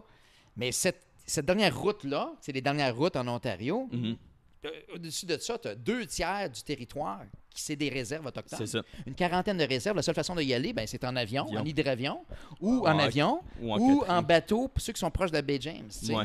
Fait que Il y a c'est aucune un autre rue monde. qui, Ah, non, laisse faire Non, ça. non, C'est non. obsolète, là, tu sais. Wow. Ah non, c'est un autre Ouais. monde, là. Le C'est- vrai nord de l'Ontario, là, c'est un autre univers. Les cris, t'as des cris, des Ojibwe puis des Ojibwe. Oui. C'est hallucinant, là. C'est Tu- quand, tu- regarde, T'as déjà été? non, mais j'ai eu la chance de travailler. J'y retourne au début juillet à Kapuskasing. À l'Écho d'un peuple, on a créé un camp. Parce qu'à Kapuskasing, il y a eu moi, j'appelle ça un beau phénomène, une belle occasion. C'est qu'il y a une communauté dans le nord de l'Ontario qui s'appelle Katchichewan. OK. Puis on a entendu parler d'Ottawa-Piscat aussi, peut-être à cause de Shannon Coustachin. Si tu veux googler le Shannon Coustachin, S-H-A-N-N-E-N, K-O-O-S-T-A-C-H-I-N. OK? OK. Ça vaut la peine, vous pouvez le sous-titrer. Mais à Sérieusement. Cap, c'est-tu avec l'affaire où il avait battu les Autochtones? C'est-tu ça? Non, mais ce qui est arrivé, c'est que. Non, c'est Ben pas ça. c'est arrivé à Cap aussi, je pense. Ouais. Le coach, je sais, en rentrant, il y a comme une plaque là, historique. Ah, là. non, ça c'est autre chose. Ok. Ça, c'est resource siding. Ça, c'est un conflit meurtrier Oui, c'est entre ça. des travailleurs du bois. Oui. OK? Des familles, tu avais des cousins qui se tiraient dessus. Là, une grève, comment leur virer. Là, Ouais. donc, c'est pas ça. Ok. Non, ce qui est arrivé, c'est que dans le nord de l'Ontario, il y a comme n'importe où, il y a des changements climatiques, il y a Oui. des inondations. Fait qu'il y a une réserve qui s'appelle Katchichewan. OK. Si tu googles ça, là, c'est incroyable. C'est comme le tiers-monde chez nous dans le nord de l'Ontario. Là. C'est hallucinant. Là. OK. On faisait des missions d'aide pour en Haïti. Ouais. Avec le mouvement uni, nos écoles, on ramasse des argents pour avoir des puits en Afrique, de l'éducation. Chez nous, il y a des réserves là, qui n'ont pas l'eau courante, Ouais. qui ont des maladies terribles, puis il y en a qui n'ont même pas d'école rendue au secondaire. Mhm. Fait que Katchichewan, ce qui est arrivé, c'est que c'était inondé. Fait qu'il y a eu 400 personnes qui sont descendues d'Ottawa-Piscat et de Katchichewan. Ils sont arrivés à Kapuskasing. Il y avait Ok. de la place dans les maisons, parce qu'il y avait certaines maisons qui étaient vides. Puis ils ont accueilli dans les motels. Fait que les Cris, c'est la nation Cris, là, Ouais. les Cris ont été bien accueillis à Cap du point de vue physique, Mhm. mais il n'y avait pas eu encore la chance de faire des activités pour que le monde se mélange. OK. OK. Puis là, tout à coup, il y avait comme une espèce de tension interethnique. Autrement dit, là, entre les Franco puis les Anglos, là, si tu veux, qui étaient à Cap, puis les Autochtones qui se promenaient en ville, là, c'est comme, OK, c'est comme, il y avait nous autres puis eux autres. Mhm. Il y avait, aussitôt qu'il y avait quelque chose qui allait mal, ben ça, c'est la faute des cris, tout ça. Fait que Ah, OK, ouais, ouais. on entendait plein de choses. Puis on a fait un spectacle pendant ce temps-là. Puis avec des bons amis de bon cœur, Jason Normandy de Capscasing,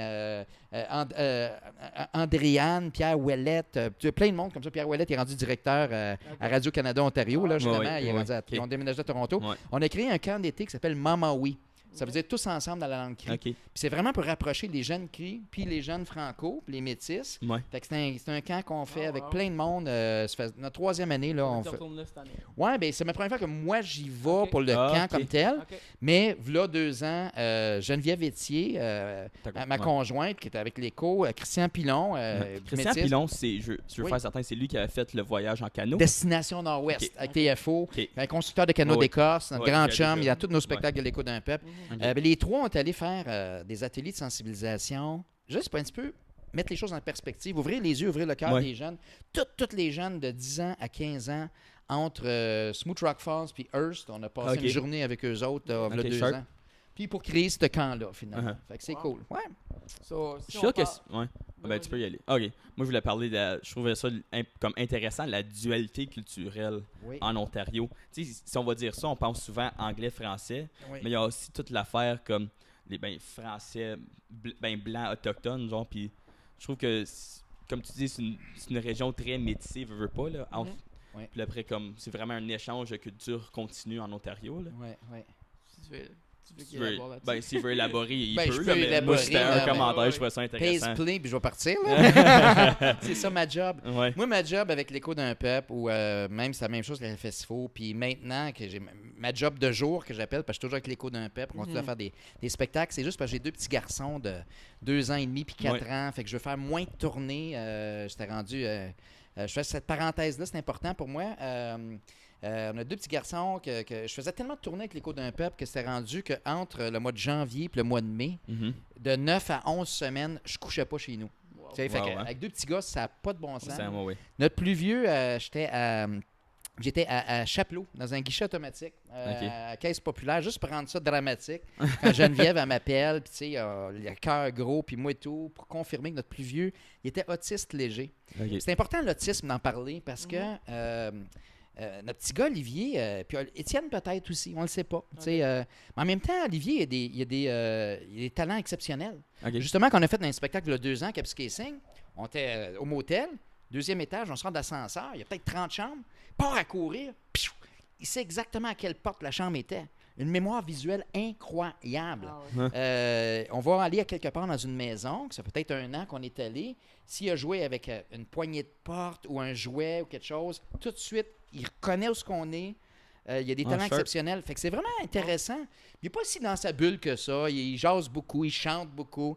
Mais c'est important d'en parler, de démystifier ça. Oui. Puis, fait que dans le fond... pour revenir à la question... Non, mais c'est une belle parenthèse. Ouais, mais ça fait partie de notre identité aussi. Comme j'aimais bien ça au jeu franco-ontarien l'autre soir, c'était le 25e jeu, la cérémonie d'ouverture. J'ai eu la chance de pouvoir y assister. Puis de voir qu'il y a eu le déploiement du drapeau LSQ, finalement. Oui, c'est vrai. Le drapeau surdien, franco-surdien qu'on appelle. C'est des mains. Parce qu'on parle avec les mains, le langage des signes. LSQ, c'est le langage des signes du Québec. Okay? Et voilà. Et on s'applaudit comme ça. Mais ça, par contre, j'ai toujours trouvé ça bizarre qu'on applaudisse de même. Oui. Je sais pas pourquoi que ce mouvement-là, je sais pas, c'est la seule affaire que quand ils montraient la LSQ, j'étais comme... Donc, pourquoi qu'on le fait comme ça et pas comme ça? Ils peuvent voir que ça marche. Parce que ça, c'est un fuck en Alaska, peut-être. Non, mais en même temps, c'est de toute beauté. Oui. Tu vois ça... mais c'est cher quand le monde le fait. T'applaudis, mais il n'y a pas de bruit. Ben c'est ça, peut-être c'est pour ça. Mais ça fait en même temps comme des rayons de soleil, je sais pas, c'est de toute beauté. Ouais. Mais quand tu vois toute une foule applaudir comme ça... c'est vrai, si peut-être que t'entends pas, puis tu vois juste du monde qui frappe de même, c'est pas... C'est vrai que c'est pas aussi beau. Non, c'est ça. Tandis que ça fait vraiment... C'est plus visuel. C'est bien pensé. Ouais, le centre Gilles Léger à Ottawa fait des miracles, en tout cas. On fait vraiment du coq à l'âne, hein, vraiment. C'est correct. Mais moi, je trouve, si on veut parler d'interculturalisme... il y a 2 défis. Puis là, j'ai 51 ans. Quand j'étais jeune adulte, il y a un artiste qui est toujours là, évidemment, qui s'appelle Michel Rivard au Québec. Il a fait une chanson, puis ça parlait de... C'était le cœur de ma vie, quelque chose comme ça. Sa chanson, les paroles étaient fantastiques. La mélodie, c'était peut-être pas la meilleure, fait que ça n'a pas scoré autant que d'autres chansons. Mais il y avait 2 phrases importantes là-dedans qu'on parle de dualité. Okay? Il y avait, en parlant de notre langue, notre culture... il faut la faire aimer de ces gens de partout venus ici chercher un vent de liberté.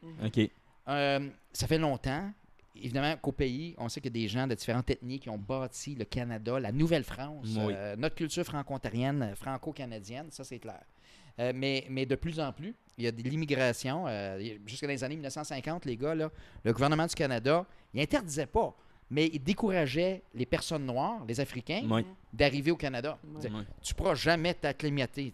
Là, c'est rendu qu'il y a des prêtres africains qui s'en vont dans les réserves dans le Grand Nord que je parlais. Là, anyway, fait que c'est ça. Puis l'autre phrase, c'était il faut la partager, il faut se tenir debout par rapport à nos voisins qui se sentent menacés de nous savoir debout. Autrement dit, en parlant de nos voisins anglophones. Okay? Fait que c'était très avant-gardiste, parce que ça, c'est en 1988-89, cette chanson-là.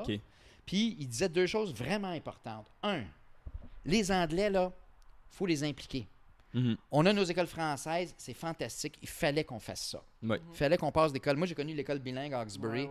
C'était le contraire, Hawkesbury, les Anglais parlaient en français. C'est ça que j'étais pour dire. S'ils voulaient Frencher, là, c'était... Fait qu'ils apprennent l'autre côté de leur langue. Mais, non, mais c'est vrai. Mais c'est vrai, mon meilleur ami à l'époque, c'était Gary Burge, un anglophone à Hawkesbury, qui parle français comme toi et moi.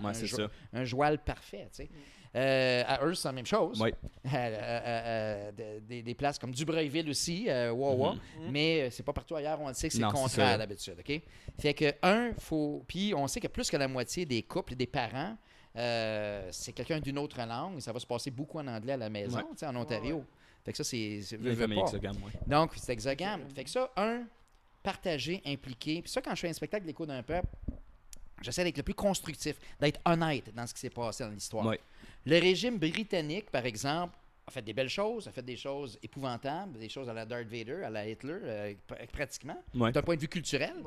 Et même, puis malheureusement, même avec les pensionnats pour Indiens, l'Église aussi. Autant que l'Église a sauvé notre culture, autant que malheureusement, certaines personnes de l'Église ont embarqué dans le jeu des pensionnats. Ça, c'est terrible. Fait que, donc, pour moi, c'est important d'être honnête, mais en même temps, d'être constructif, de célébrer le côté qui nous unit, nos valeurs les plus fortes, qui revient souvent aux valeurs autochtones. Fait que quand on fait des activités franco, c'est important d'inviter les Anglos. Pas faire ça en vase clos tout le temps. C'est vrai, ça. Faut pas se faire noyer non plus, mais comme les parents, les frères, les sœurs, les mononcles. Tu sais qu'un spectacle de l'Écho d'un peuple, tout le spectacle est en français, normalement. Puis des fois, j'ai une phrase en anglais parce que c'est symbolique. Je sais pas trop. Un personnage anglophone. C'est quelque chose comme ça, tu sais. Puis comme dans Crise du Typhus, là, j'ai des Irlandais. Tu sais, O'Neill, wake up! L'autre est en train de mourir. Tu sais, ça te met dans l'esprit de l'époque. Puis multiethnique qui est important pour cette scène-là. Mais en même temps, j'adresse tout le temps la bienvenue aux parents. En anglais. Je dis, tu sais, for English friends, thank you for being here tonight. Parce que vous avez choisi d'envoyer vos enfants à l'école française. Puis l'histoire qu'on célèbre, c'est pas juste l'histoire des Franco, c'est aussi ton histoire comme Canadien. Puis ça, je pense que le monde, reconnaître, se sentir inclus. C'est très important à cause. Mais l'affaire la plus importante pour moi, que je tiens le plus à cœur, comme franco-ontarien, quand je parle comme franco-ontarien, là, je n'ai pas de limite. Là. De toutes les origines. Tu peux même être un anglophone et décider de devenir un franco-ontarien. Comme mon ami Marc Keelan Bishop, qui est grand illustrateur. Vous avez la chance d'avoir une entrevue, Marc. Là, il est exceptionnel. Lui, il a découvert plus tard qu'il y avait une grand-mère qui était francophone en France. Mais tout le long du secondaire, il était impliqué avec le FESFO. Ses parents étaient militaires. Il s'est retrouvé à l'école Jeanne Lajoie parce qu'il était proche de là. C'est Pembroke, ça, gamme. Oui, à Pembroke, exactement. Non, mais c'est bon pour tout le monde. Puis Marc, il se sentait mal parce qu'il dit, je suis dans une école française, puis comme... je suis comme, j'ai pas d'héritage, tout ça. Puis en même temps, il est devenu un des meilleurs défenseurs. Fait que pour moi, Marc n'est pas un plus grand franco-ontarien que Marc Bishop, mais je trouve qu'on doit vraiment s'ouvrir sur la diversité. Il faut embrasser ça. Il y a du monde que je connais, des fois plus vieux, qui ont peur. Pas qu'ils ont peur d'accueillir. C'est bon au Canada qu'on accueille des gens qui ont un pays d'accueil, tant mieux, on a des belles valeurs, mais qui ont peur de perdre au niveau de la culture. Puis je comprends tellement pas. Parce que... Oui, c'est ça. Tu peux juste t'enrichir. Ça fait que ça prépare notre monde à s'ouvrir sa francophonie mondiale, mais aussi, il y a des immigrants, des nouveaux Canadiens, des nouveaux franco-ontariens qui sont les plus grands porteurs de notre patrimoine, de tout le côté historique, folklore, tout ça. Là. De du monde, tu sais, comme Soukina Boutieb, qui était directrice générale du regroupement du patrimoine franco-ontarien à l'âge de 28 ans, une jeune Marocaine qui est tellement spécialiste comme franco-ontarienne, incroyable. Sami Kayeb qui écrit la revue Le Chaînon, qui est le magazine sur l'histoire, ce que le plus des racines franco-ontariennes, historiques, tout ça. Fait que tu sais, il faut comme embrasser ça. Il y a du monde fantastique comme Yao, le R, Christian Jossou, Kimia. Il y en a tellement. T'en nommes un. Ce monde-là, il nous enrichit tellement. Puis je trouve que n'importe qui rentre dans un groupe, veut pas, ça vient ajouter à la diversité du groupe et à la culture du groupe. Tu ne vas pas faire comme « Ah non, t'es différent, reste loin, on va garder notre culture. » c'est ça. Mais je trouve que c'est vraiment quasiment comme un... Pas pourri, ça serait-tu de beaux mots? Non, pas pourri, c'est des fleurs sèches qui sentent bonnes. Pas pourri, c'est un amalgame, là, mais c'est ça. Mais c'est un beau métissage. Moi, j'aime le mot métissage parce que ce que j'aime dans le mot métissé, c'est pour ça qu'on a fait un vidéoclip avec l'Écho qui s'appelle Purlaine et coloré, qui est assez populaire avec les plus jeunes d'ailleurs. Ce qui est le fun dans ce vidéoclip-là, c'est qu'on compare notre culture franco-ontarienne à une ceinture fléchée Purlaine. Et métissée et colorée. Ce qu'il faut savoir, avec une ceinture fléchée, bon, c'est typique. Quand on parle dans le temps du carnaval, on sort ça. Dans Saint-Jean-Baptiste, les plus vieux qui ont connu ça, justement, vont sortir ça. Mais c'est la ceinture des voyageurs. Puis ça, c'est un symbole qu'on a appris des Autochtones aussi. Et tout ce tressage-là, une ceinture fléchée, chaque ceinture fléchée est unique. Il y a des codes de couleurs, il y a des patterns, tout ça. Mais en même temps, c'est un outil de portage. Quand les voyageurs transportaient des sacs, des ballots qui avaient comme 90 livres, de 50 kilos, etc., ou quand ils portaient des canots, ils prenaient ça parce que c'est métissé, c'est fait plus fort que si c'est juste tissé. Ça, je trouve qu'il y a une belle image là-dedans. On peut juste se renforcer. Puis ça fait longtemps qu'on est multiculturel dans notre francophonie ontarienne et franco-canadienne sans le savoir. Je sais pas comment utiliser ça. C'est super. C'est une super... pas comment dire ça. Une analogie d'un symbole. C'est ça. Métaphore. Donc, l'écho d'un peuple, ça commence quand, ça, cet été? Les projets, c'est quand les prochains projets, nous autres, l'écho d'un peuple, c'est continu. Mais on va dire à Castlemine, dans la ferme Drouin, ça commence quand, genre? Y a-tu une date? Ça fait longtemps que ça n'existe plus. Ça, c'est un malaise. OK. Oui. Malaise. Non, on a fait 5 saisons, Nicolas. Je suis content que tu en parles parce que... je pensais que ça continuait encore. Non, on a fait 5 saisons, 5 étés qu'on a accueillis. Non, c'est correct. Oui. Mais c'est bon. Ça a eu tellement un bon impact, tu vois. Non, mais ils ont eu 5 saisons, de 2004 à 2008. On a eu plus que 105 000 spectateurs, ce qui était phénoménal pour l'Ontario français. Par contre, ce qui était difficile, c'est au niveau du financement de l'affaire.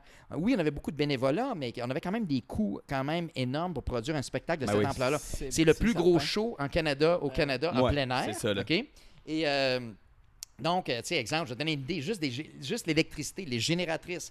Juste louer les génératrices, avant même mettre le gaz dedans, c'est 36 000 par année. Comme ça va vite. La technique, on en avait pour près de 300 000 en frais techniques. La publicité, parce qu'on a eu de plus en plus de touristes qui venaient de Montréal, de partout au Québec. Évidemment, franco-ontariens, les gens étaient là fidèles au rendez-vous depuis le début. C'est clair, plein de monde de Hearst, des autobus, justement, du monde du sud-ouest. Mais ça leur a amené vraiment le virage touristique à Prescott Russell, puis on se le gêne pas pour se donner une tape dans le dos, tout le monde collectif, même si on n'a pas pu poursuivre, parce que l'écho d'un peuple, ce que ça a fait, c'est que ça a pavé le chemin. C'était comme la charrue qui a ouvert le chemin au projet touristique comme Calypso. S'il n'y avait pas eu l'écho d'un peuple, les maires de nos municipalités, des 8 municipalités, des 8 villes, grandes villes des conseils municipaux autour de Prescott Russell, ils n'étaient pas habitués à travailler ensemble au niveau touristique. Ouais. Fait qu'après le succès de la première année, c'était tellement comme une surprise que, wow, on attire des touristes. Ça marche, le monde s'en vient en campagne. Là. Que là, ils ont décidé de venir chercher notre premier directeur général, Sylvain Charlebois. Ils l'ont embauché, puis ils l'ont amené aux États-Unis, il a créé le bureau de tourisme. Et ça a pu aider à faire ce virage-là. Puis, la fromagerie Saint-Albert attire plein de monde. C'est vrai. Seul, hein, c'est fou. Fait que donc, mais on fait plein de choses. On fait des camps d'été. Avec le Sud-Ouest, on fait un camp d'été dans le Nord, Mamawi, que j'expliquais à Kapuskasing, la région du Nord. Faites-vous encore des spectacles dans les écoles? Ou... Bien, on fait des tournées aussi. Puis je sais que vous faites des films des fois. Oui! Ça, à cause de on l'avait fait. Là. Ouais. On avait été joué dans le bois dehors. Là. Ah, vous étiez dans ce gang-là, vous autres? Ouais. Ah, ben oui, c'est toi qui tirais de l'arc, me semble. Oui. Ah, ça, d'où je viens de faire 1 plus 1. Ben oui. OK. La classe à Mathieu de l'autre. Ben oui, oui. Ben oui, ben regarde, écoute, ce qu'on fait l'Écho d'un peuple, on fait des gros spectacles en région. Ouais. On a fait à l'automne dernier, en 2017, on a fait Ton histoire est une épopée. Au Shankman, c'est salle comble tout le temps. On a fait ça à Rockland aussi. C'était l'histoire de la francophonie canadienne, mais dans un spin 150e, justement. Avec très des liens interculturels. Ah, OK, puis est-ce qu'il y aurait espoir, peut-être, un jour, s'il y a d'autres financements, de refaire une... Le méga spectacle. Ouais. Ben, c'est le fun qu'on se parle parce que ça va être diffusé quand même prochainement, je pense, l'entrevue ici. Oui, ben, dans une couple de semaines. Une couple de semaines, OK. Ben, c'est ça. Ben, jusqu'au 5 juin, on fait une grosse consultation provinciale comme celle-là sur l'avenir de l'Écho d'un peuple. Parce que notre priorité, ça a toujours été le retour du méga spectacle. On a fait des efforts, entre autres, avec Calypso, avec, entre autres, la fromagerie Saint-Albert, le projet de village d'antan franco-ontarien aussi. Puis, il semble que les conditions gagnantes pour un retour d'un méga spectacle, c'est pas encore au rendez-vous. Ça fait quand même 10 ans de ça, depuis notre dernière, 10 ans qu'on travaille là-dessus.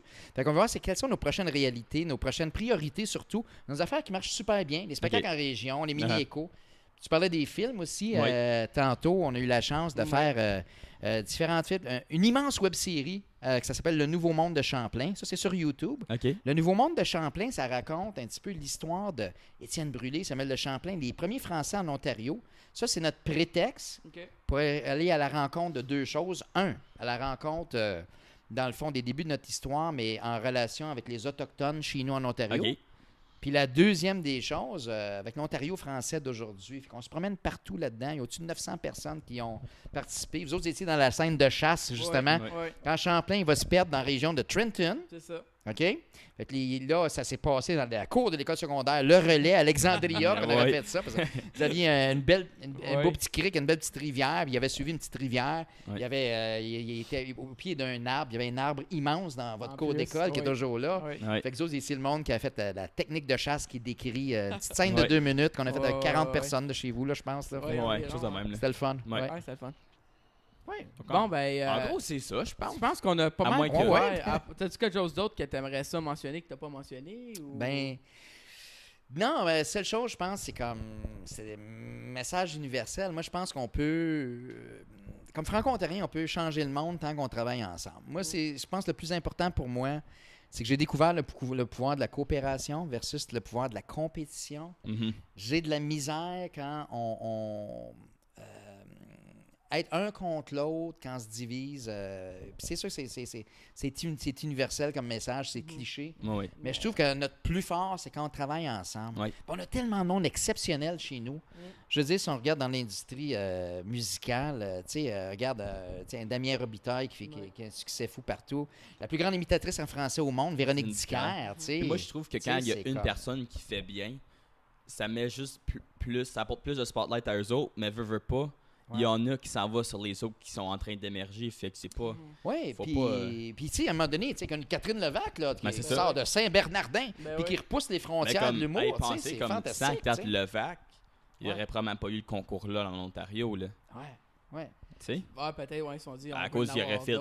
Pourquoi on irait en Ontario, il n'y a personne qui est sorti de là.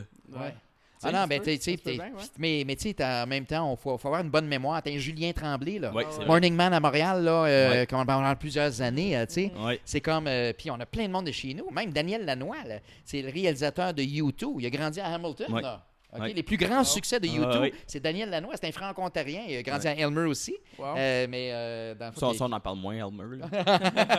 ou Gatineau, là. Mais non, on a plein de franco-ontariens. Puis d'autres choses aussi. J'en parlais beaucoup en tournée puis avec la Festival, mais on a des créateurs ici incroyables. Des fois, je pense que quand on est minoritaire, dans des petites écoles, on apprend à se débrouiller. On a plus de débrouillardise. OK. Tu vas avoir des choses comme les gars qui étaient dans une bande à l'époque qui s'appelait Brasse Camarades, Pierre et François Lamoureux. Oui. Eux autres, là, c'est comme des kings là, dans l'industrie musicale là, américaine. On dit, c'est énorme. François c'est lui qui a réalisé le gros hommage qu'il y a eu l'automne dernier, je pense, à Leonard Cohen à la télévision. C'est lui qui a rempli le Centre Bell avec tous les invités incroyables à travers le monde. Holy smoke, ça. C'est un gars de Penetanguishene là, qui est né à Sudbury, puis c'est lui qui a réalisé ça, qui était producteur de ça. OK? Shrek. Comme le film, là? Le film. le génie dans le film Aladdin. OK, tu parles des dessins. Oui. Okay. C'était fait. Non, le créateur du génie d'Aladin, c'est un franco-ontarien, il s'appelle Régent Bourdage, c'est un gars de l'école Étienne Brulé à Toronto. Oui, ça je savais. Il a commencé sa carrière, il s'est fait remarquer quand, à l'âge de 22 ans, il avait créé pour Warner Brothers, il avait créé le fameux personnage de Jessica Rabbit. Okay. Tous les gars de mon époque s'en rappellent. Dans le film Who Framed Roger Rabbit, là, c'est la fille rousse chanteuse, et voilà. Et, et en même temps, il est devenu un des auteurs de Shrek. Wow. Pourquoi tu penses que Shrek est vert? Il est franco-ontarien. C'est clair. Non, je regarde plus vraiment Shrek de la même façon. Non, c'est ça, plus de la même manière. C'est ça. Mais c'est un pour dire qu'on a du monde extraordinaire, on n'a pas de limite. Ma meilleure chose, c'est de t'impliquer dans ton milieu, de travailler avec les autres. C'est incroyable comment on peut grandir. Ouais. Je pense qu'on va finir là-dessus. C'était un très beau mot de la fin. C'est un très beau hype pour finir. Si on demande à chaque personne qui vient sur notre podcast, si tu voudrais avoir quelqu'un, tu penses qui devrait venir sur notre podcast que tu connais, qui tu nommerais? Ou que tu connais pas, là. Tu penses qu'on devrait avoir sur notre podcast, ce serait intéressant à voir? Il y a plein de monde, mais Christian Josu, le R. Christian, je trouve qu'il amène une belle... C'est le R, ça? Oui. OK. Ouais, je ne sais pas c'est quoi son vrai nom. Oui, il amène une belle...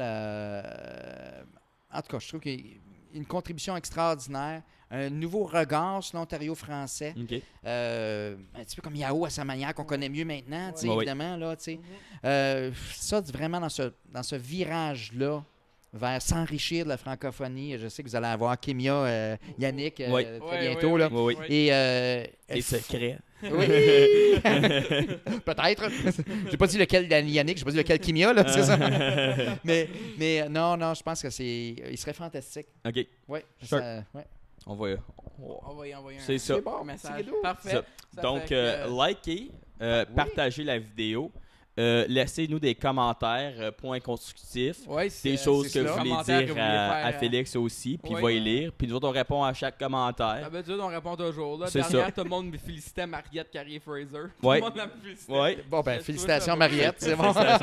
C'est vrai que t'as fait beaucoup. Laissez des commentaires, laissez-nous savoir qui vous aimeriez avoir sur le podcast aussi. C'est ça, on a aussi un GoFundMe, si vous voulez des petits gentils pour donner un 5$. Je sais pas. Un message à tous les conseils scolaires. Ces gars-là font de l'animation culturelle en ligne. Il faudrait qu'on les encourage un jour. C'est incroyable. Sérieux. Félix. Donc, c'est ça. Merci encore d'avoir venu. Merci Nicolas. Merci beaucoup. Allez voir sur les médias sociaux. Allez voir l'Écho d'un peuple. Ils ont des films sur YouTube. Allez voir ça. C'est super intéressant. C'est quelque chose que vous ne voulez pas manquer aussi. Ça fait que c'est tout.